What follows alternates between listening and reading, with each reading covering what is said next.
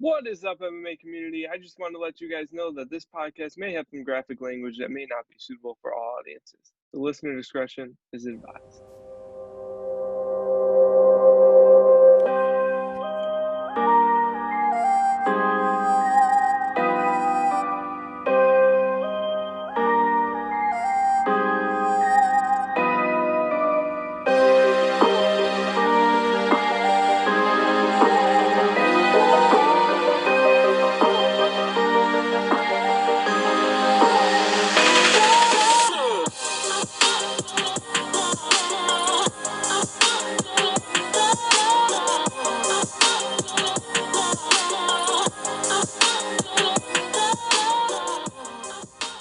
Welcome to episode 19 of the BP Mean Gene MMA show. As always, I'm BP, and that's Mean Gene. Mean Gene, how's your week been? Doing great, man. Just watching a lot of sports right now.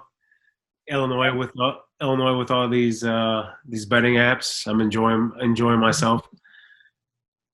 Yep. Did you guys? So I'm down by my school, which is more rural Illinois. But up by Chicago, did they go back down into phase 3? No, it was just Will County. It was Will County and Kankakee County, I believe, are the two counties that they went backwards. Because I went to Buffalo Wild Wings on my lunch and I saw a bunch of tables and shit outside. I was like, what the hell is this? Went inside to pick up my order, and the lady explained to me, like, yeah, you know, and she said we went back into phase 3. I'm like, we went back into phase 3. I didn't hear anything about Illinois going back to phase 3. She's like, yeah, you know, I guess the cases went up and shit. So I'm like, what? I was fucking tweaking out because the gym, you know, I like going to the gym. So, and I didn't hear anything about this. I felt like I would have heard something, but I ended up looking it up. It was Will County and Kankakee County. Wow. Yeah, that's nerve wracking because then when I heard that through the grapevine, I'm like, you know, on college campuses, phase 3, you pretty much have to go back home. You can't be on college campus. So yeah, that worried me a lot. Fuck, you and me both. For sure, man. But either way, luckily we're not. I think there's been some strange restrictions as always. It's the COVID era, but I ate at Buffalo Wild Wings the other day on Tuesday, and their new rule at Buffalo Wild Wings is when you're sitting down and eating, you don't have to wear a mask, obviously, because you're eating. But if the waiter comes, you have to put a mask on. Wow. So it's like it was just it was like strange. Like every time that we don't know when the waiter's going to come, but you're supposed to put your mask up as soon as you. It's all weird, man. I know you and we've had numerous conversations on this, and we can have a fucking 2-3 hour podcast on this. We don't need to. This is MMA, but yeah, all I'll just simply say is all of this shit is frustrating.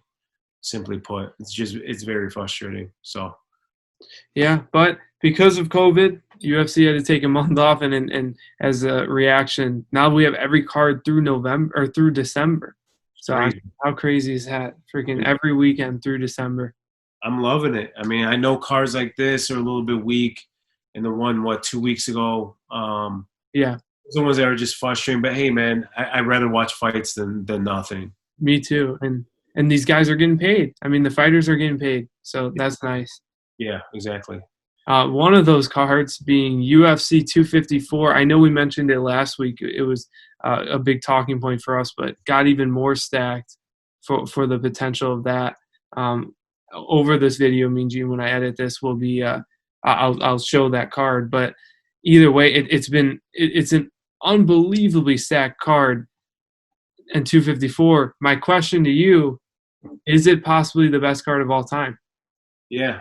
I said that last week. You know, I definitely we started to talk about a little bit last week, and I do feel like I feel like it could be. That's what I'll say, because I feel like the best cards of all time end up getting that label years down the road. When you look back, and you're like, man, they had this guy. Like, you know, I'll bring it up again. UFC 100 had John Jones on the undercard. You know, you look back at that time. It's, John Jones, up-and-coming prospect. Oh, cool. You know, he beats Jake O'Brien or Jacob, whatever the hell his name was. I think it was Jake O'Brien. Good win, up-and-coming prospect, that type of shit. Now you look back however many years later, and it's like, wow, we saw the greatest of all time on a prelim fight, So Yeah. it means more. The card is different now than it was back then, but even back then it was stacked. I remember, So, yeah, I do think that I think this card right now today is one of the best cards on paper, 100%. Arguably, I would say it is the best card on paper. And then in the sense of historically, yeah, I think because you have a lot of top prospects on this card, a lot of number one contender fights where these guys could end up fighting for a title and winning a title and reigning for a while. I do think I think I have all the cards in recent history. I do feel like this is the one that could end up being the greatest UFC card of all time. Yeah, so I'm pulling up the card right now. I agree with you, and I agree exactly what you just said. So I know last week I kind of was like, all right, you're getting ahead of yourself, saying this might be the best card of all time. But I mean, when you look at it, just the names, the name value, obviously Khabib and Justin Gaethje headlining, but then you got Volkov versus Walt Harris on that card. Then you got Dustin Poirier versus Tony Ferguson, most likely going to be on that card. Robert Whittaker, Jared Cannonier, RDA versus Islam Makhachev. You got Cynthia Calvillo, Lauren Murphy, Umar Nurmagomedov. Like all of these names on here, all the way through the card. I mean, I literally just named every fight on the card besides the first fight, which is Da Un Jung versus Sam Alvey, which is not obviously going to put them in that spectrum of being the best card of all time. But the point I'm making is that all of these guys, like the Cynthia Calvillos, the Umar Nurmagomedovs, the Islam Makhachevs, not along with the Robert Whittakers and Jared Cannoniers or the Walt Harrises and the Khabibs and the Gaethjes, it's just a perfect mesh of now talent versus future talent, and I think it'll age really well. What you brought up, how UFC 100 aged well because John Jones is on the undercard. And I think this will age really well with Makhachev on here, Cannonier, Calvillo, and Umar Nurmagomedov. Yeah, man. It's just it's a stacked card. I mean, when you got fucking Gaethje, or probably not Gaethje, when you have Ferguson versus Poirier as your undercard, I mean your co-main event. Yeah. I mean, Robert Whittaker, former champion. He's pretty much, he wins, he's right back, and whoever wins that fight's gonna end up getting the next title shot. Most likely, Robert Whittaker, maybe one more fight, but I think they'll give him the rematch, especially if he, whoops up on Cannonier, which I don't think he will. Islam Makhachev, amazing. Cynthia Calvillo versus Lauren Murphy, that potentially is for the right to fight Valentina Shevchenko. Yeah. Then you got is Umar Nurmagomedov. That's could be his brother. I believe so. Yeah. Yeah, man. It's crazy. Dos Anjos is vet, very good. One of the best welterweights and 155 pounders. Mm-hmm. Time, like legit, like in the bet. What I'm saying is like top 15, top 20 type of shit. It's a name for Makhachev to have. It's stacked. I mean, and then the ones that I don't even see on here is like the Zabit versus Yair Rodriguez, two of the UFC's like top prospects, like legitimately top 5 prospects, both of those guys. Yeah, it's insane, man. It's a stacked card. I'm looking forward to it, and I just praying to the MMA gods that the card holds. Me too. Yeah, that's my biggest concern. It looks great, but we never, as MMA fans, we never get to see exactly what we want to see. There's always something that gets canceled, so exactly that worries me. But in the spirit of cards being the best of all time, I compiled a list of my short list of best cards of all time. But I'm interested in yours as well. So I'll tell you the obvious one, UFC 100 is up there. And this is in no specific order. Actually, it's in chronological order. So it's not in like how I would rank them. It's just on when they happened.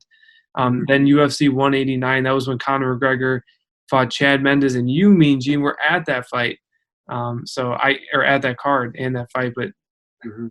What an amazing card to be in. And I chose that one specifically, not necessarily because it doesn't match up to all these based on how stacked it was top to bottom, but it does in how the card played out. Like every fight on the main card had a finish. Even the undercard had some big names like Cody Garbrandt. Then I got UFC 205, which is when Conor McGregor took on Eddie Alvarez. In the first card ever in New York, and they just fucking stacked it with Tyron Woodley versus Stephen Thompson, Joanna Jędrzejczyk defending her belt against Carolina, and then I can never pronounce her last name. I barely figured out how to pronounce Jędrzejczyk, so Kolakevich. There you go. Well, I was just making sure. But yeah, no, I'm glad you corrected me because, yeah. But then we had Joel Romero versus Chris Weidman on the card. Then the old guard, we have Frankie Edgar versus Jeremy Stevens. Khabib fought on that card against Michael Johnson. Vicente Luque beat Bilal Muhammad. Jim Miller. It was just an absolutely stacked card. There's more. I mean, there's Liz Carmouche over Chookagian, and then Raquel Pennington over Misha Tate. It was just a stack card from top to bottom. So that one for sure is on my short list as well. And then UFC 217, the Bisping versus GSP. Yeah. That was a freaking stack card. TJ Dillashaw versus Cody Garbrandt in the co-main. And then Rose Namajunas having that huge upset and starting her reign on her win over Joanna Jędrzejczyk. That's the famous quote from Daniel Cormier where he's like, Dog Rose, Dog Rose.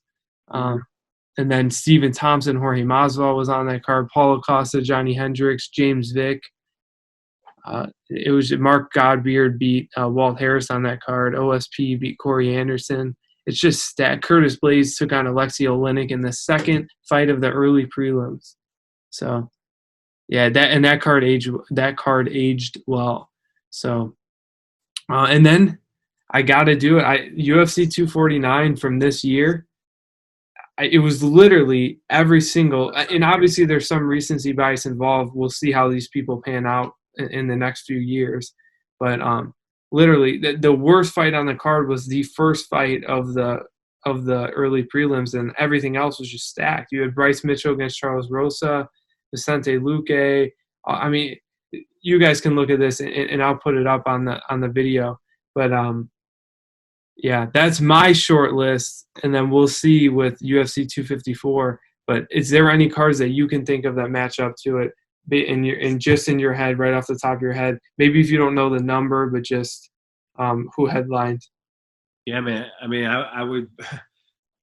I don't want to be a lame, but I'm pretty much going to go with everything that you said. I mean, the only thing I'll just say is, and this is obviously in hindsight, looking back at these cards, like the one I went to, 189 was a great card. But if you look like name wise, it was a great card because the main event, everyone was getting knocked. All were finishes, not knocked out. Maybe they were all knockouts, but it was all finishes for sure, 100%. Yeah. And so it was a great card. But when you go back and look at the names on it, you know, it wasn't the best card. Like this card, 254, if it holds weight, we hope it will. Like these, like dude, they have former champions on there. They have former title contenders. They have, you know, some of the, like, they have top 10. They have like 2 or 3 top 10 prospects. Mm-hmm. You know, on this card, number one contender, fucking like, you know, the Robert Whittaker versus Cannoniers for the number one contendership. Zabit versus Yair is probably for the number one contendership. Yeah. If Korean Zombie doesn't win. Fuck, I didn't even mention that fight either when we were going through it. Yeah, the Korean Zombie versus Ortega as well. If Korean Zombie, that's not on the same card. Korean Zombie isn't on this card? No. Oh, okay, my bad. I thought it was. But yeah, the Zabit, the Yair, you know, the Dos Anjos versus Makhachev, you know, that just, if he beats Dos Anjos, Makhachev, that's you know, it's going to solidify him in that light heavyweight division. And man, I mean, Khabib's leaving, you know, within 1 or 2 fights, and he's not going to fight Khabib, but he'll fight everyone else, obviously, in that division. So it's just, yeah, man. Other than that, I mean, 100 is just nostalgia. You know, you have John Jones on there. You know, let me pull this up real quick. it was their 100th event. There was a lot of hoopla behind that. I remember watching that at an arena, actually. It was very big at the time. UFC 100 was huge at the time, and then UFC 200. If we go by cards that should have happened, I mean, UFC 200's original booking was Yeah. oh, I mean, it was literally for sure the best. You had Brock Lesnar returning as Mark Hunt. And that was just a side story. I mean, John Jones, Daniel Cormier 2 was supposed to be there, but that got moved to UFC 217 because of Jones' test. Mhm. Then it was also supposed to be Conor McGregor versus RDA, I believe, on that one. No, it wasn't. It was Eddie Alvarez. It was Eddie Alvarez. Yeah. And it was supposed to be Conor McGregor, Eddie Alvarez, but he doesn't show up to the press conference. And then they kick him off, and he ends up doing UFC 205. I do remember that now because at first I was like, "What? No, that didn't happen." Now, yeah, I do remember that because what was he? He was pissed off about something, right? With the UFC. I know what it was because they wanted him to. That's what it was. He wanted to fly out to New York. Yeah, they wanted him to do the press tour. And he's like, "Yo, man, like I'm focused on training." Yep. Yeah, and he was a no call no show at the press. Was he supposed to fight Aldo on that or no? No, he had already beaten Aldo at that point. He had already beaten Nate Diaz twice, or I mean, in the second fight, he had fought Nate Diaz twice.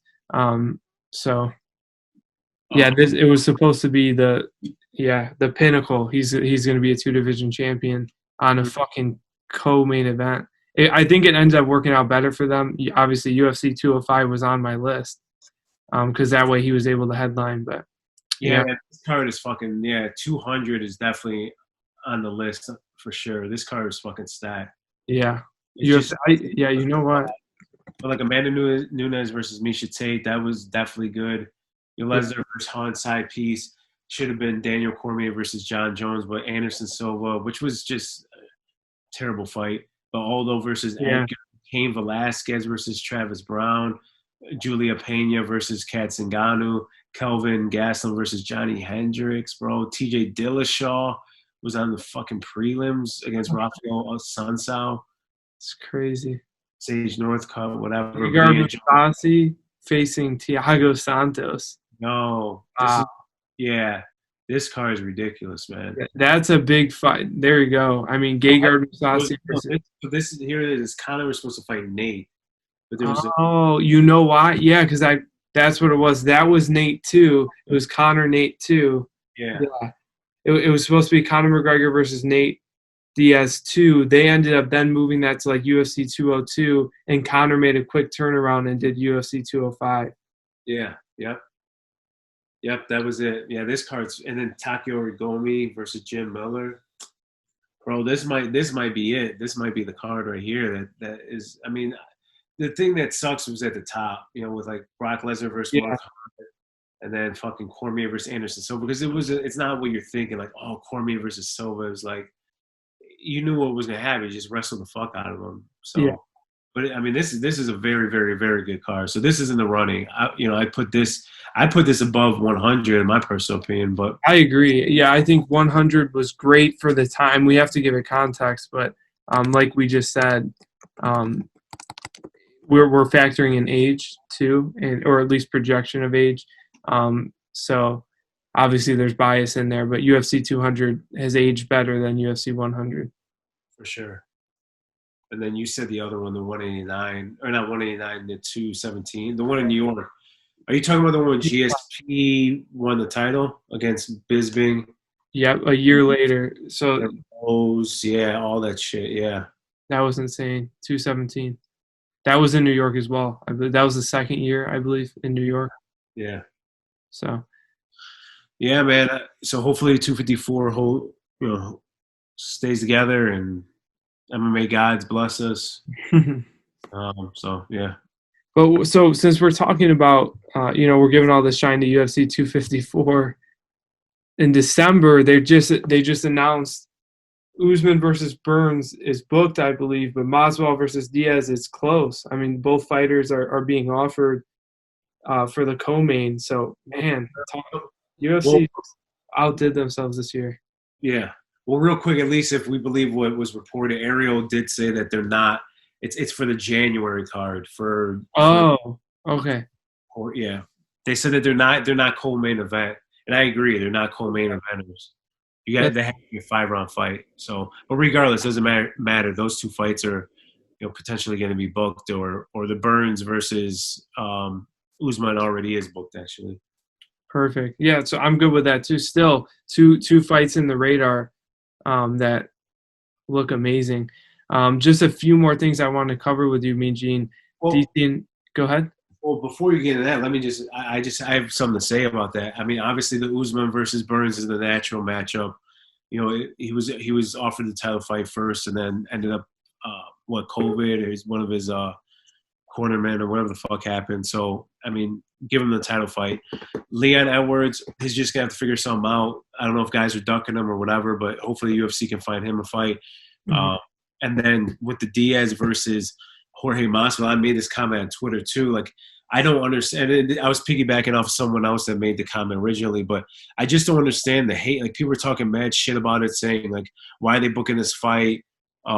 There's no point in doing it. Why isn't Masvidal, fighting Leon Edwards? All this other shit. It's like, man, you guys don't understand, man. Like, you have Conor McGregor, you have Jorge Masvidal, Yep. right now technically Conor McGregor, Jorge Masvidal, Nate Diaz. They're like 1A, one or 1B1C. Nate and Jorge, they're like right there together. Those guys don't need to fight for a actual title, man. Jorge just stepped in because Jorge stepped in. He got paid, fought for the title. Like, fuck it, let me see if I can pull his title. But he knew he wasn't going to beat Usman. In his heart of hearts, he wasn't ready for that fight. Oh yeah. And at the end of the day, this dude is a money fighter, man. And then you have Nate Diaz. What are you gonna do with Nate? Like, the UFC wants to make money. That's number one thing they're trying to do. And like, this is a big ass money fight for him. And Masvidal is in for it. Nate Diaz, it's an easy negotiation as well. You don't have to go jump through hoops with these guys. You already know what they want. You know what you paid them on the first fight too. It's an easy fight, and no one loses out either. Like, if Jorge loses to Nate, he doesn't lose out, dude. It's not like he's still going to be in the same spot he was in the welterweight division if he wants to jump back in there and try to fight for a title. I don't, honestly, I disagree with that in the sense that I think if he loses to Nate Diaz, his stock definitely drops. I don't think he's ever getting close to that title again because of that. But I don't think that's a risk for him. I mean, I cannot see Nate Diaz beating Jorge Masvidal the first fight. Go ahead. Yeah. You can't. Yeah, maybe I misheard you. You can't see Nate beating Masvidal. Yeah, what did I say? I don't know. I thought you said you can't see. It doesn't matter. Yeah, I can't see. I might have said it the other way. I can't see Nate beating. I can't see any way that Masvidal loses to Nate. I think is how I said it. But yeah, it. And what happens? And what happens if he does? I'm cutting you off. Sorry. What happens if he does? You already know. It's a trilogy. It's a trilogy fight. Exactly. Yeah, it's just a money fight then either way. So my point is he loses stock, but then I mean he doesn't lose money. So with Conor McGregor, the UFC kind of strong arming him and not allowing him to fight right now, and him obviously retaliating. He's a prideful guy. He's not gonna kind of come back crawling to them. So yeah. Who knows with him? I think the UFC misstepped. I think we're gonna miss out on those opportunities. One question I did want to pose to you, I didn't even put this. I wasn't even going to get to this, but since we talked about Masvidal and Nate, do you think so? This is the only possible scenario I can see potentially. Conor McGregor coming back and fighting Khabib is if Dustin Poirier beats Ferguson and Khabib beats Gaethje, and they can't book the GSP and Khabib fight. I don't know. I can't say it won't happen.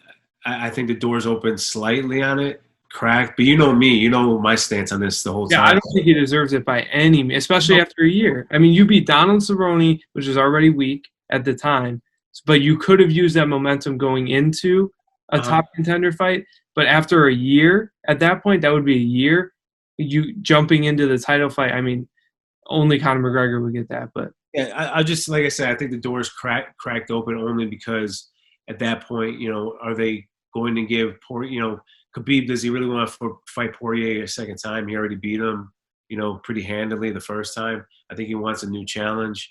But then in saying that, I mean, he beat Conor McGregor handily. But at least with Conor, you get the money fight. You're gonna get the money and all that stuff. I think the door is cracked open. Yeah. Percentage wise, I'd say honestly 99%. No, I think Conor has to fight. What do you think would happen then? What do you think Khabib would do? I don't know, man. Because he would only have one more fight, and he's not going to – I mean, he could fight Poirier again, but, I mean, for your final fight, it's just a rematch of a guy you dominated. I mean, that wouldn't be a way to go out. I don't know, man. It's a great question. Maybe he would do a super fight with Usman at the time? Yeah, maybe he tries to – I don't know. Maybe he tries to find something else. I don't know, man. Seriously, I really don't know. That's why I think in that scenario, I see two scenarios of Conor McGregor getting a title shot after this card plays out. Possibly, I see two scenarios, but again, that's possibly. So, and obviously, it's very light, but you would have the scenario number one is obviously the one I just mentioned. Scenario number two would be if Gaethje beats Khabib and Tony beats Poirier, because if Poirier beats Tony, it's natural. I mean, it's a rematch, and Gaethje will want that fight back against Poirier. Yeah. But if Poirier loses to Ferguson and Gaethje is now the champion, obviously then the option would be, well, I'm not going to fight Tony Ferguson. I just fought him a fight ago, so I'm going to go at Khabib 2. It might just be a Khabib rematch, or Conor McGregor, and it would just depend on timeline. Yeah, I think it's gonna be a rematch. I think it would just be a rematch. Khabib deserves a rematch more than anybody. But and you've already heard how Dana White feels about Khabib. Even with the GSP, he laughed at it before, and he's like, if he wants that to be his last fight, I'll entertain it. So when it comes to him losing to Justin Gaethje, I don't even think it's a question. He's gonna get a rematch 100%. Yeah, my only thing would be unless he decides to retire, which I don't see happening. But if he decides, I mean, it could happen 100%. Like, all right, man, my run here was great. Whatever I lost, I'm not undefeated anymore. And he goes off in the sunset, off an L, which I don't really see him doing. But if he did do that, fuck it. But I mean, yeah, I don't see. He's gonna get a rematch. If he loses, he's getting a rematch. I agree that he would get a rematch. My thing is timeline wise, so. There is no timeline, though. That's the thing. There is, because not with Conor. I hope you're not bringing up Conor with this timeline, because they don't care about No, this is my point. Go ahead. Obviously, no matter what, the UFC can be as pissed about. I think we've covered this before. The UFC can hate a fighter. I mean, they did business with Tito Ortiz when he was fucking legit, just outspoken about how much he hates Dana White. But he was a money fighter at the time. It doesn't matter how pissed they are at Conor, and they're not as pissed as they were at Tito. If Conor McGregor, so if Khabib loses in October and they can't get a fight booked before April, they're going to push Gaethje. That doesn't mean he'll do it. They're going to have hey, in the meantime, you can make a lot of fucking money against Conor McGregor. In the UFC's mind, no matter what, it's a blockbuster at the end of the year, because Khabib will get the winner of Gaethje and Conor while he's out. He's out with Ramadan anyways. So that's the only scenario where I can see if they don't get it booked, which they should be able to, but if they don't get it booked by the end or by April, they might just throw Conor in there to say, hey, this will give you a big money fight. Everyone wants to see this fight, whatever, before we throw you in against Khabib again. And if you lose, it's a risk, obviously, just like Tony Ferguson took that risk against him, and it didn't pan out. To me, that would be an amazing scenario. Yeah, I mean, I guess as a long shot, I could see that happening. As a very, very, very long shot, like in the sense of never say never type of thing. But you don't think that if they couldn't get the fight booked, the UFC wouldn't push for Gaethje to accept the Conor fight? I don't know why they wouldn't be able to get it booked, because Khabib's already said They never do. No, but I'm saying if Khabib gets hurt or something, yeah, 100%. Then they would have an interim or whatever. Then they would probably try to get Conor to come over on an interim. Well, it wouldn't be interim. I'm talking if Gaethje wins. No, this is what I'm saying. If Gaethje wins, so Khabib has already said that he wants to fight in April. That's when he fights. Like that's his timeline. So like, why would he not fight in April unless he gets hurt or he gets sick or whatever the fuck happens? Yeah, then it's been a long time since he's fought. It's since he won the belt against Iaquinta. It's the last time he fought early in the year. He usually fights once a year. wait, what are you saying? Hang on a second. So my point is that I agree with you. April is his fight. No, he just fought. He fought a year ago. He fought in September of last year. Yeah, I'm saying you. So he usually only fights once a year, and it's in September, October. He fights twice a year. He fights in April. That's what I'm saying. So he used to, but October is when he fights. Since he's become champion, he has not fought twice in a year once. That's my point. So he beat Iaquinta, and they took a year and a half off and fought Conor, or did he fight Conor 8 months later in October? Yeah, so then that was the first time he had done it. He won the title. That was the last time he did. That's what I'm saying. Since then. But hang on. Since then, he was going to fight in April, right? And that's why I said specifically he fought that year. He fought 2 times a year. Since then, since winning the title against Iaquinta, that was the last time he fought at the beginning of the year. Since then, he fought Conor in September or in October. Then a year later, fought because of suspension. In fairness on that one, he fought Dustin Poirier. A year later, then he fought. He's about to fight Gaethje. Yeah, but that's okay. But what I'm just saying is like it's almost like you can make statistics, make an argument. What I'm trying to say is like he was. So suspension was number one. Like he would have fought. There was suspension. It's not like he made the conscious choice not to fight. And then number two is he was going to fight in April. He was booked for April again, and then COVID hit and all that shit happened. So like just in general, if you look at how he fights once in the fall and once in the spring. He fights twice a year, spring and fall. Yeah. And so it would line up for him to fight in the. He's fighting now in October. He'd fight in April. If something happens, yeah, I agree. If something like he gets sick or my point is it's not crazy to think something will happen because it has the past 3 years. That's my point. Okay, so if something happens, then of course they would go with if something happens, then they would go with Conor McGregor to fight for the title. 100%. That's my question to you. But they're not skipping him because of they're giving him the number one contender. You're getting a rematch, do 100%. Now if you get hurt or something, then who else is going to fight? Who else would you fight? There's no one else. I never said once that Conor would skip over him. That was my question to you was specifically assuming that Khabib, they can't schedule the fight in April. Would they go with Conor McGregor? That was my question to you. Yeah, because there's no one else. Because literally there's no one else to step in there. There's no one else that you would want to step in there. That would be a big fight at light heavyweight. Or pardon me, at lightweight, because Ferguson obviously lost to Poirier. And then so it's really just you do Conor McGregor for a fresh matchup against Gaethje, which has a lot of smoke. They don't like each other, or mainly Gaethje doesn't like Conor. I don't really know how Conor truly feels about him. and then you have, Dustin Poirier. Are they going to do a rematch with that? I could see him doing Poirier versus Justin Gaethje, 100%. Well, if Poirier beats Ferguson, for sure, that's the fight. Well, if Ferguson wins, yeah. My specific scenario, like I said at the beginning, this wasn't even. It turned into a debate, but it's not a debate. It was just saying these are the 2 scenarios that I would say Conor McGregor could potentially be, or could jump into that title shot. And it was one was obviously Khabib wins. But then Gaethje, but Poirier wins the co-main, or complete vice versa. Or Ferguson wins and Gaethje wins. Those were my 2, and then they can't book the rematch. Yeah, if they can't book the rematch, then I could see him doing it. That's why I could see him doing it. I'm not saying that they will. I could see him doing it. But the only point I wanted to make before we got this little tangent is the UFC doesn't need Conor McGregor. Oh, I agree. At this point. At this point, they don't need him. So, like, they're not worried about him. If it works, they could use him. They could use him. Of course, they could use him. They could use Brock Lesnar too. Now that he's agent. They don't need Brock Lesnar, but they could use him. Totally agree. Yeah.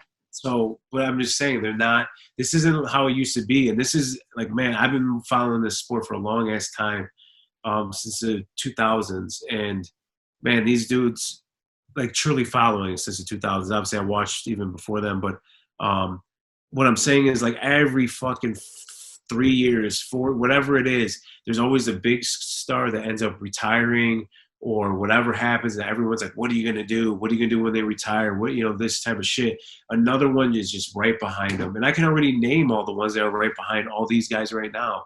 And that's just what happens, man. It's like, what are you going to do with Ronda Rousey? Yeah. Here comes Nunes. Here comes fucking Shevchenko. There's people behind.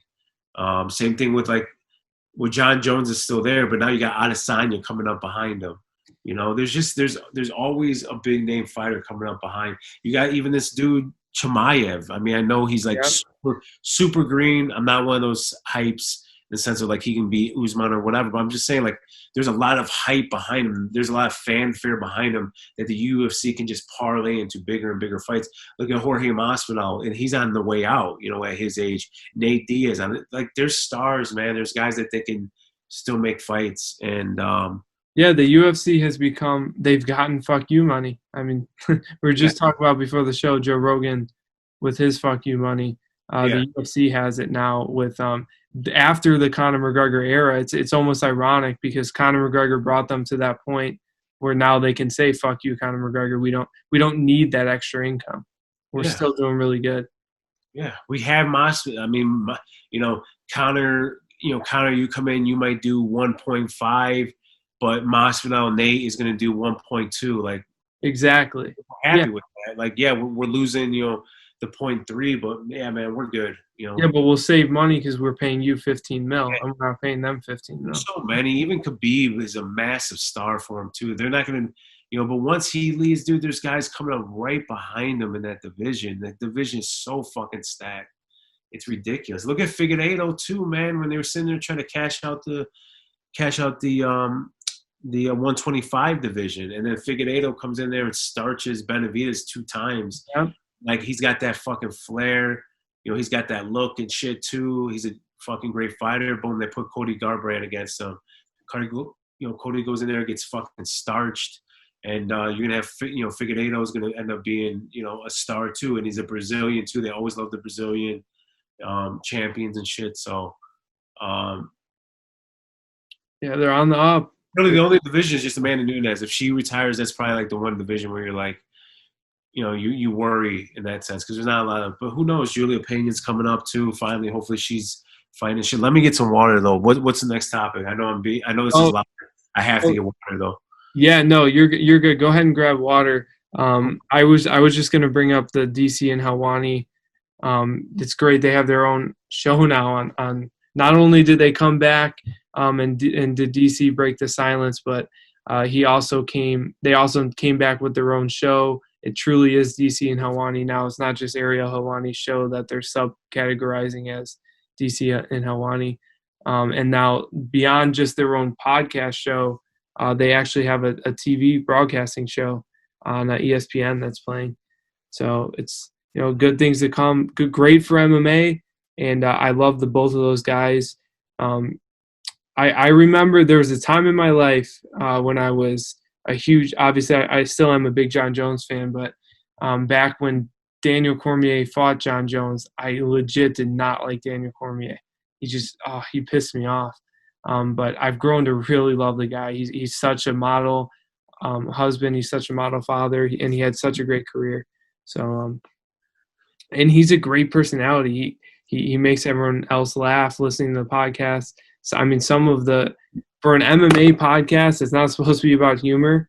I've never laughed more in any MMA podcast than when DC and Helwani are on. So, yeah, I agree with you 100% on that. It's a great pairing.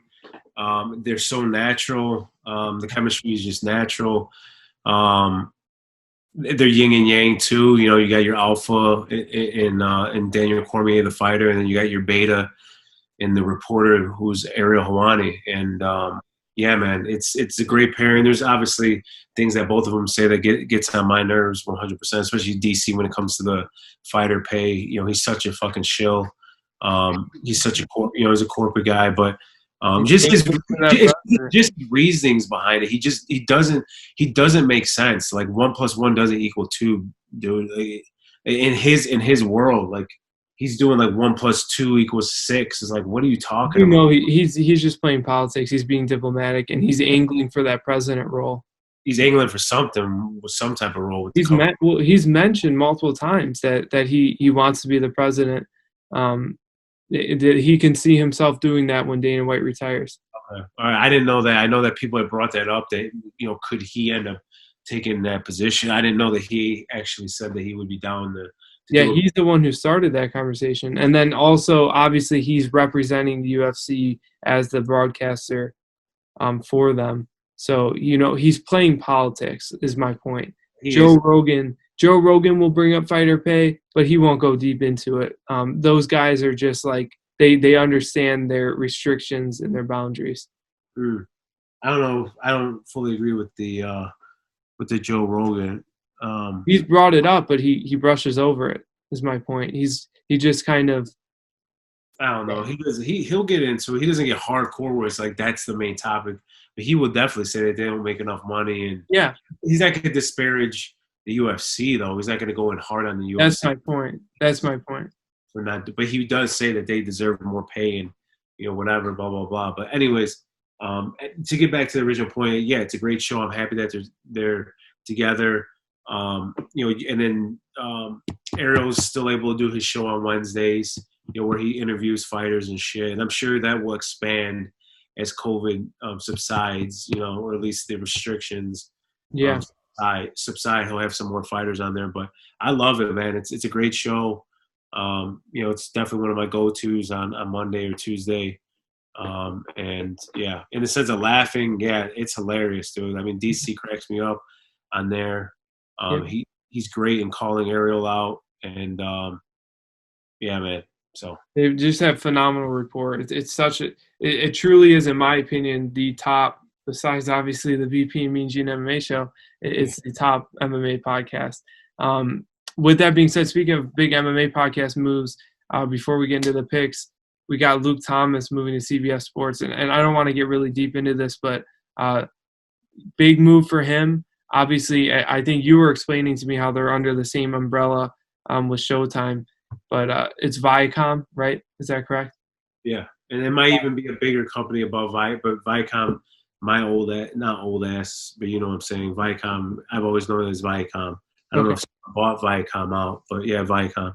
Okay, so having him, it's just a transfer over. It's not like a new company hired him, but kind of did. A subsidiary did, and CBS Sports is shown to that they're making some moves in the MMA industry. I can tell you just personally for doing this show, their website is one of the best to go to, especially when I'm looking at the lines and betting and stuff like that, and for results, they're just easy to use. So I know CBS has been picking up their game in the sports industry, but more specifically in the MMA niche of the sports thing. So is there any other topics you want to talk about before we get into our picks for this Saturday? Yeah, I'll quickly go over the CBS. I mean, Luke Thomas and Brian Campbell are fucking great together. Another one of my favorite, MMA shows to listen to. And super happy for Luke. Luke deserves it. Brian Campbell, being on that show too, deserves it. And they do it differently, than other MMA shows. And I appreciate that. They have fun on there. And in the sense of CBS or whatever, Viacom or big CBS, investing more into MMA. I'm hopeful for Bellator. I love Bellator. I love Scott Coker in general, man. Like Dana White obviously is the GOAT, when it comes to fighting promoters, at least MMA fighting promoters. But man, I Scott Coker is a special place in my heart because of his love and his passion. It's like his true love and passion of MMA and the way he treats the fighters and the way he grows fighters and grows the organization in general. Like, you know, Strikeforce is my baby. Like, I know a lot of people say Pride. I love Pride, but like for me, Strikeforce is like my fucking baby. I love Strikeforce. I've watched so many fucking random cards of Strikeforce challengers. Yeah. All shit, dude. Like all of these like top UFC fighters now, a majority of them came from fucking Strikeforce. You know, the Daniel Cormiers, the Ronda Rouseys. Like these people came from Strikeforce. Mm-hmm. And you know, Nick Diaz, or not Nate, Nick Diaz, you know, and I know he fought in UFC too, but I'm just saying, same thing with Robbie Lawler. Like they had a second career in Strikeforce, and it was just exciting fights. They just knew how to do it. So I love Scott Coker, and out of all of the CBS talk, I'm super happy about Bellator moving from Paramount onto a CBS Sports network. Whatever the fuck it is. CBS Sports, whatever the hell it is, 221. I'm on DirecTV. I'm fucking CBS Sports Network. Yeah. So they're actually on a sports channel now instead of fucking Paramount, and it's easy to find them. They're obviously a fucking sports organization, so it should be a sporting network and or sports network, and so I'm happy for that, and I just hope that they continue to grow and they continue to invest in Bellator, because I think Bellator, man, they have some like legit fucking fighters, guys that are in the top 5 in the entire fucking in the entire world. You know, it's not just like some of their fighters could be UFC fighters 100%. I mean, there's just no question about it. So I just hope that they CBS just continues to pump money and back Bellator and gives them the push that they ultimately need, because right now, man, there's enough room in the MMA biosphere for another organization beyond UFC. So yeah, absolutely. With that being said, let's jump into our picks for this card, because I know we're probably over an hour at this point. Yeah. Same shit. This is the story of our lives. Yeah, literally. Oh, this will be a short one today. Never is, because we end up talking for like 30 to 45 minutes before we even start the podcast. Yeah, literally. All nonsense. But it's all in good fun, and that's why we are your favorite MMA providers. So let's just go over the card. We'll go super quick. Not gonna, like always, not gonna do super deep analysis on it. So in the first fight of the card, they don't have early prelims on this card, so it's just going to the prelims. Hunter Azur at -230 versus Cole Smith at +195. I got Hunter Azur. Who do you got, Mean Gene? Same thing, Hunter Azur. Perfect. Next fight, we got Alexander Romanov at -135 versus Marcos Rogerio de Lima at +115. I got Alexander Romanov. Who do you got, Mean Gene? I'm right with you again. Alexander Romanov, undefeated. Yeah. Then we got Vivian Araujo, I think, or Araujo. I don't know. Araujo is how I pronounce it. But Araujo. It is Araujo. Okay. At -181 versus Montana De La Rosa at +156. Here I am with the favorite again, Viviana Araujo. That's who I got. Who do you got, Mean Gene? Viviana. Then we got Bartosz Fabinski at -160 versus Andre Muniz at +140. I got Bartosz Fabinski at -160. Who do you got, Mean Gene? I'm going opposite. I'm going Munoz or Muniz. Yeah, that's what I'm going with. Okay. Then we got Thiago Moses at -162 versus Jalen Turner at +142. I got Thiago Moses, again, the favorite for me. It'll change in a little bit, guys, but who do you got, Mean Gene? Same thing. Thiago Moses. Moyes, what the fuck is Moses? It's Moses. You know what's funny? So I have a friend named Moses, and he spells it with an I, and I'm like, it always throws me off because I always say Moises, and he doesn't say anything, but I've talked to him about it multiple times where I'm like, is it Moises or Moses? And he says it's Moses. He doesn't know why there's the I in there, but so it is Moses. In the next fight, we got Brian Kelleher at -205 versus Kevin Natividad at +175. I got Brian Kelleher. Who do you got, Mean Gene? Same thing, Brian. Brian. All right, and then we got the always exciting Michelle Pajeda at -110 versus Aleem Imada, can I Imadive. I don't know. Yeah. We said it perfectly before the show, and now Anyways, just go ahead. What the hell is going on? Idiots. Literally. Someone over the name. I got Imadev or Imadive or however you say his name at -110. Who do you got, Mean Gene? Same thing. This should be a coin. Now I'm gonna start doing a little analysis. Yeah, no, the last three we will. Go ahead. Because you wouldn't let me do my analysis on the rest of them. You guys don't know behind the scenes. Every show, I'm like, stop fucking talking. I'm just kidding. I'm always just like, we don't need to analyze. We're not Luke Thomas. So, anyways, coin flip fight. I just think in this fight, Zaleem isn't like a lot of Pereira's opponents. Kind of they freeze up. He's throwing crazy shit. He's jumping off the cage, doing backflips and shit. They're just kind of in awe and watching him. And like, I don't feel like Zaleem is gonna be doing that, man. This dude throws some crazy shit too as well on his feet, and man, he's like a stone cold killer, bro. He's just going to shrug it off and just walk forward. He doesn't give a fuck about this guy. He's not going to be surprised at what he's throwing or be in awe of anything that Pereira's throwing. So, and I just think at the end of the day, he'll end up grappling Pereira and just kind of grinding out the victory. So, but it's a coin flip fight. I mean, Pereira is a spectacular striker, but yeah. But yeah, I think Zaleem will end up getting it done.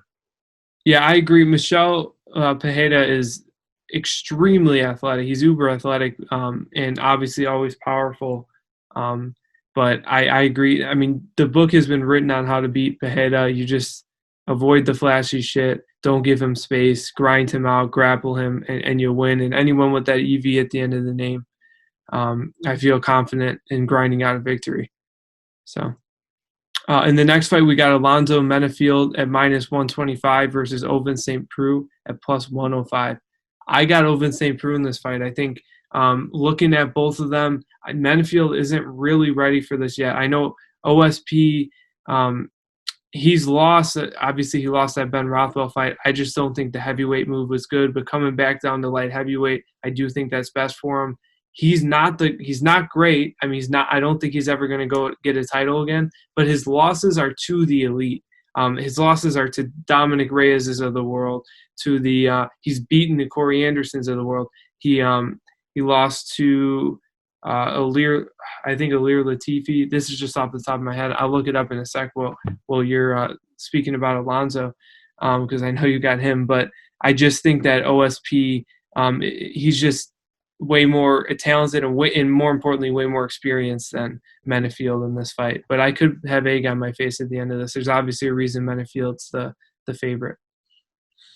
Yeah, so for me, I got, as you already revealed my pick, you asshole. It's a secret, bro. Come on. But no, Menafield. I got Menafield. I think it's going to be a close fight. I wouldn't be surprised if Ovince St. Preux beats him. I actually had OSP when they were previously matched up. I think it was one of my bets even too. I think I was putting one unit on him. The only thing that changed for me with this is I do worry about the weight cut. Now, obviously, both of them have to go through it. You know, they had their weight cut ready to fight, and then it ends up getting canceled. And then now, a couple weeks later, they have to do it again. And I just worry about St. Preux. Pardon me. I'll just say OSP having to do it again. Is this the heavyweight or this is light heavyweight? This is light heavyweight. This is at light heavyweight, yeah. Exactly. So OSP was light heavyweight, then moved up to heavyweight in his last fight. Then he cuts back down from heavyweight down to light heavyweight, is ready to fight, gets COVID. Mm-hmm. Knows what that did to him. I know he was asymptomatic, whatever. But then it's having to do the cut again, back down. And after being a heavyweight. So he's already his cardio is already an issue, as you saw in the last fight against Ben Rothwell. He slows down immensely. So I'm just going to go with Menafield, man. I think Menafield can get him out of there in the first round. I mean, Menafield he has heavy hands. He likes to move forward, kind of like a Mike Tyson a little bit too, with those fucking crazy hooks. And so I'm going with Menafield, but obviously I wouldn't be surprised if OSP ends up submitting him. Actually, I think that's how. Yeah.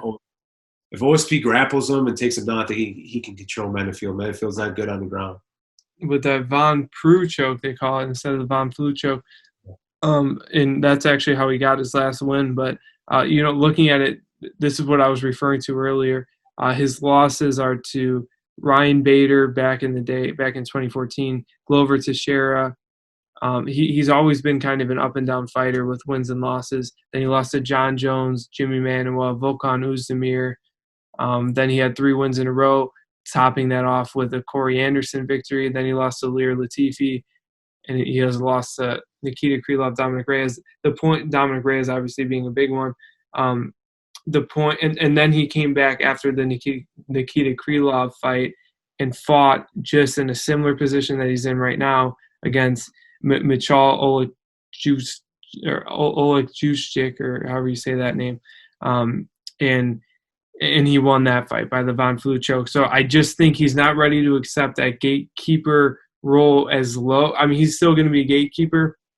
I just think that he's not ready to accept it as low in the rankings as he is right now. He's not entering people into the top 15. He's entering people into the top 10 is how I think we'll see this play out. So with that being said, then we got the main event. And Alistair Overeem at -163 versus Augusto Sakai at +143. Who do you got in this fight, Mean Gene? I got Overeem, and man, this is an interesting line. And we'll get to our bets later, but obviously, just to break down the match before I even get into a bet or whatever it is, it's just Overeem it's your typical UFC matchmaking. Again, you have a Sakai who's undefeated in the UFC. I think he's won 5 in a row. In the UFC, maybe 6 in a row. I'm not sure.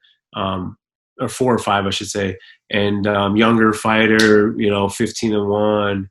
They're trying to give him the push against Alistair Overeem, who's your crafty vet.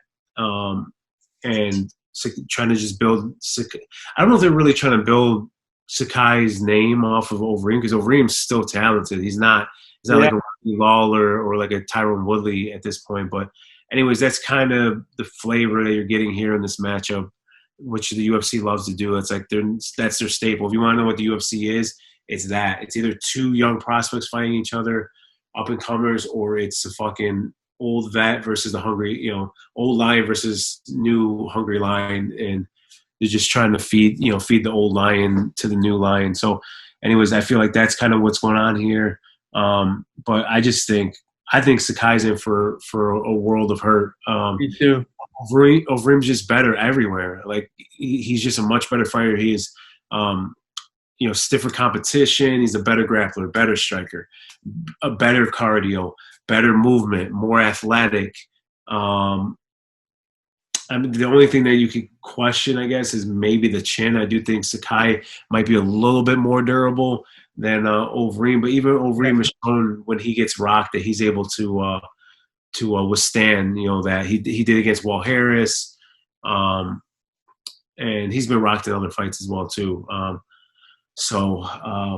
But yeah, I got Overeem. Just simply put, I just got Overeem. I think he's just the better fighter. I think he's going to keep Sakai on the outside when they're striking on the feet. I think his jab will land straight down the middle because Sakai does not move his head at all. And then ultimately, I think what's going to end up happening, his path to victory and what he's going to do is he's just going to grapple Sakai and get him to the ground. And I think that's where he's going to end up beating him. I agree. Whether it's a decision or a submission victory, that's what I see. I completely agree. I think since going to after his loss to Curtis Blades, and he moved to Elevation Fight Team to train with Curtis Blades because of what Curtis Blades was able to do to him. He wanted to learn. Since then, he's had 4 fights, and he should have won 4 more seconds in that Jairzinho Rosenstrike fight, and he's 4 in a row. So, and then obviously his last fight beating Walt Harris. Since then, he's just made so many dramatic improvements. He's already a great kickboxer. Obviously, again, when you have 64 fights total, your chin's going to start wearing a little bit. I mean, it's insane that he's still around. So I think the only weakness that Alistair Overeem does really have, that's a big weakness for him, is that if you catch him, you can knock him out. But I mean, with this new wrestling game now, he's a hard guy to beat. He's a really hard guy to beat. Mm-hmm. So I definitely got him. Also, I just think I like what the UFC is doing with this, but I just think this fight is too early for Sakai. I mean, he's coming off of Blagoy Ivanov, which is Blagoy is a decent prospect coming up, but it's just that's a big jump, man. From Blagoy Ivanov to Alistair Overeem is, in my opinion, too big of a jump, and I don't think it's gonna pan out well for him. Yeah, I think you agree. I mean, his only path to victory is by knockout. I mean, that's the way he's going to take out over. There's no way he's going to outpoint him. He's definitely not going to grapple with him. It's just, yeah, man. I like the move for Overeem, man. And he's not elite. But let me just say too, that's my point with why I don't think Sakai really has a chance, is that he's not elite in kickboxing, or boxing. Like, who are the guys that really knocked out Alistair Overeem? Well, Ngannou knocked him out bad because he landed that shot. And then obviously Jairzinho Rozenstruik, who's an elite kickboxer himself. So I just can't see him getting in on Alistair Overeem. I think Alistair Overeem he's a sneaky, dangerous guy right now, having that kickboxing, and then he literally was the only fighter in MMA history to have a glory kickboxing. Look at Mean Gene over here, sitting on his phone. Go ahead. He's the only fighter to have what was a dream, I think, at the time, where he had a kickboxing a championship as well as a Pride heavyweight championship. So he's a beast. He's sneaky good. I think he's, as crazy as it sounds to say fucking Alistair Overeem is this he's not an up and comer, but he's a guy, a dark horse guy to look out for in the heavyweight division. Yeah, I mean, look at he won 5 of 6 fights, I think, and then the one fight that he lost is to Rozenstruik, where he was winning the whole fight. Am I right? Is it 5 of 6? He's won 3 of 4. Yeah. So he lost to he beat Hunt. So I see it. You don't have to go through it. I see it. Yeah, it's perfect. Yeah, he's won 3 of 4, and realistically, he could be 4 in a row right now. Mm-hmm. If he didn't, that Rozenstruik was ridiculous. He was literally won the whole fight. It's crazy. It's like, it reminds me of the Daniel Cormier to a degree. It's like, dude, you're winning the whole fucking fight and you fuck around at the end and lose like that. Oh, you mean the second fight? Yeah, for Cormier. And so, anyways, what I'm saying is he could be 4-0 right now, and so yeah, I just love his move to Team Elevation, man. It's such a great move for him. And you saw it. He fought Rozenstruik, and he utilized his wrestling a lot more, grappling/wrestling, and I just think he's the better fighter, man.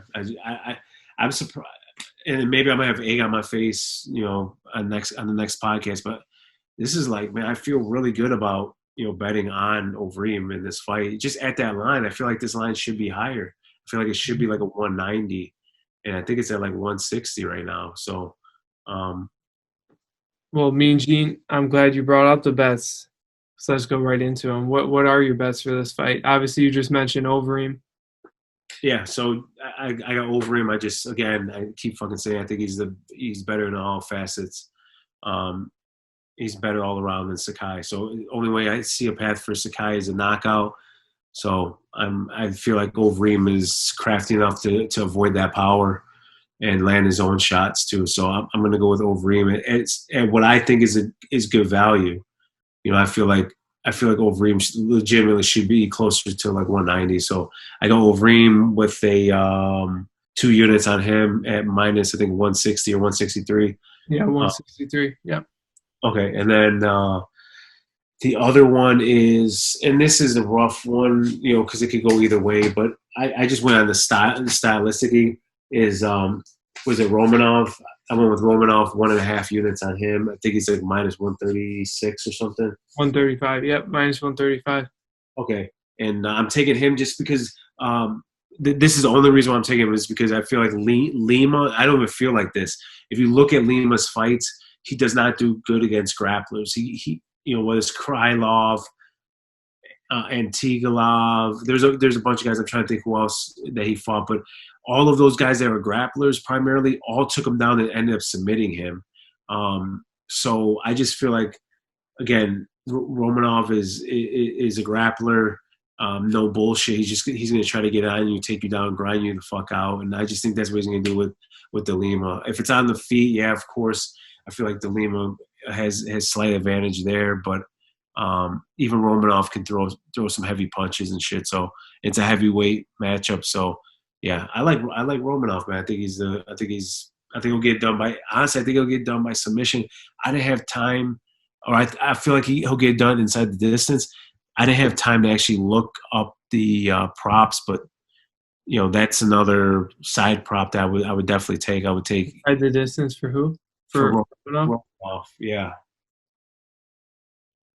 I don't have it pulled up, but if you want to do that, while I go through my bets, you can. Yeah. Well, it's just a side. I'm not.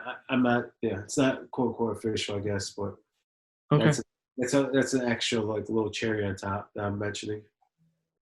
All right, for my bets, I have 1 unit on OSP for all the reasons I mentioned prior. I really think this is a good fight for him, and I like him at plus money, so I'm going to cash in on that. Even though it's not much plus money, it's plus 105, and I think he should be the favorite in this. So I'm taking that. And then I got 1 unit on Zaleem Imadaev. I know I'm butchering that name. It kills me inside. But to win by decision and this is what's crazy to me. So he's at plus 275 to win by decision. That's a freaking steal. And again, this is a huge possible egg on my face, but I'm telling you right now, call me an idiot later. You probably will on Saturday, but I truly think this is like a no-brainer at 275. Cash in, you're getting. I truly think Imadaev wins by decision. He will grind him out. The book is written on Michel Pereira, and since Michel Pereira has come in to the more elite competition in the UFC, he just can't. His flashy stuff is cool, but it just doesn't get finishes. I mean, he had that finish in his debut, but since then he fought Tristan Connolly and Diego Sanchez. Obviously, Diego Sanchez ended in an illegal knee, but that fight was going the distance. It was over 3. There's only 2 minutes or something like that. 1 minute and 50-something seconds left in the round, if I remember correctly at that point. So, and it was going the distance, and that's against Diego Sanchez. I mean, obviously a shell of himself with a cult leader as his coach. So my whole point being that I think Zaleem truly will be able to grind this out. I think Zaleem's going to win. I definitely think the fight's going to go to decision. Let's put them together. And at plus 275, I couldn't resist. So I'm putting 1 unit on that too. I like that. All right. That's right. By decision. Yeah, by decision. Yeah. So with that being said, Mean Gene, do you want to recap your bets? Yeah. Or let's hold on real quick. Not even thinking about it.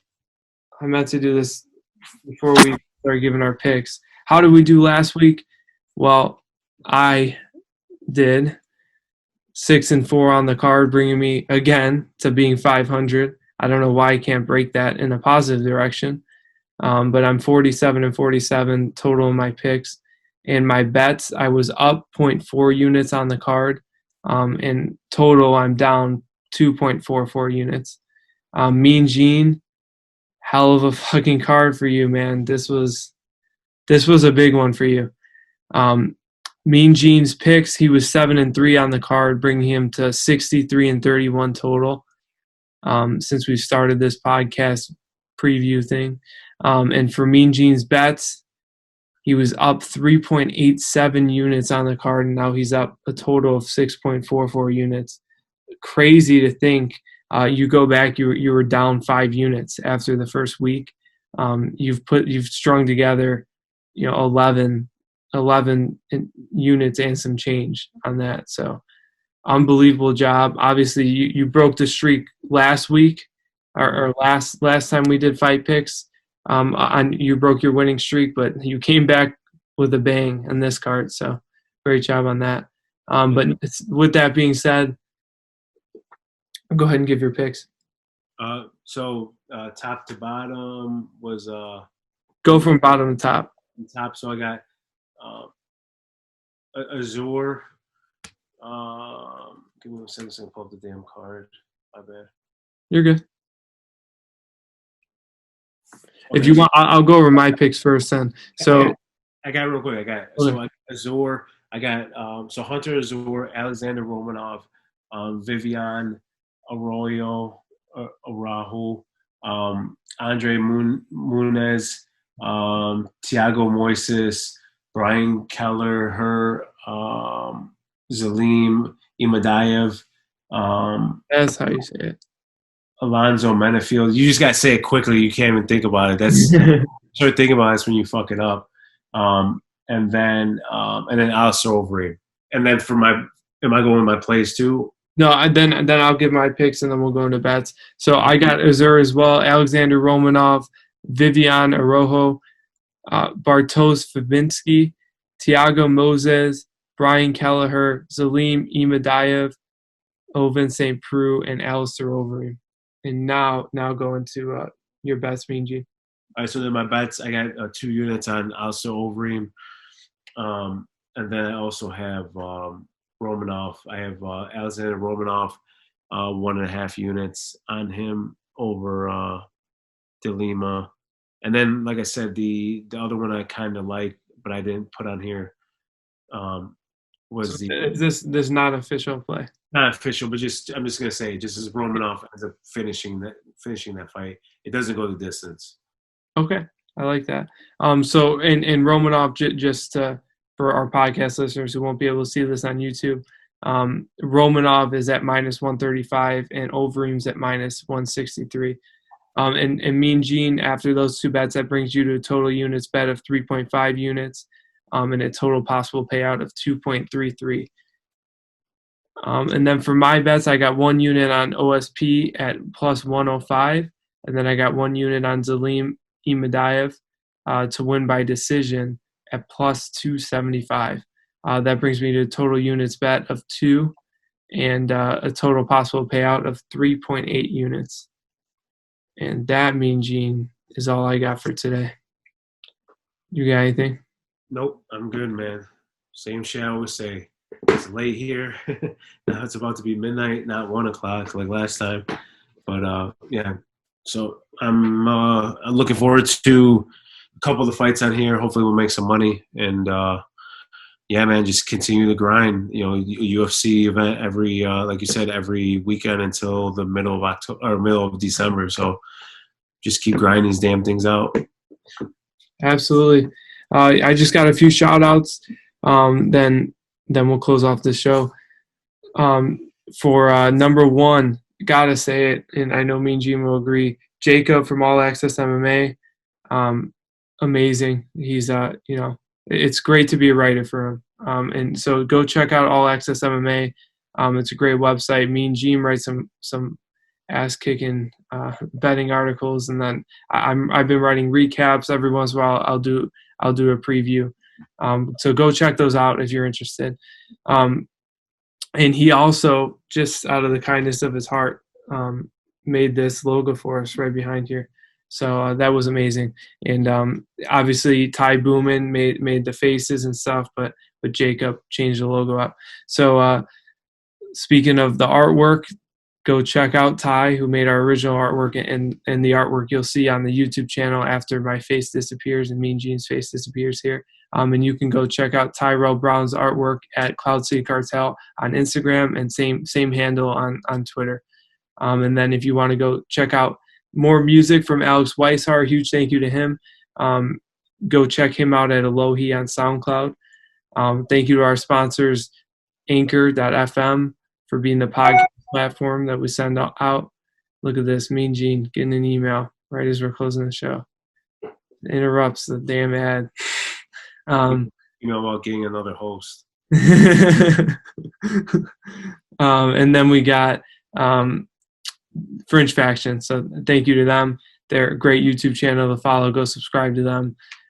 Like their videos. And speaking of liking and subscribing, don't forget to hit like and subscribe below. That's all I got to say for you guys. Enjoy the fights this weekend. And Mean Gene, I hope you have a good week.